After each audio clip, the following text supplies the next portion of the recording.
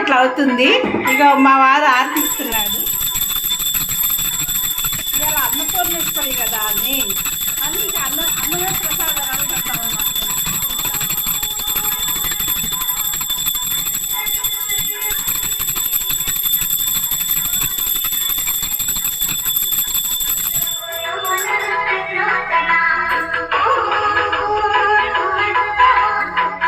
ఈరోజు అన్నపూర్ణేశ్వరి అనమాట.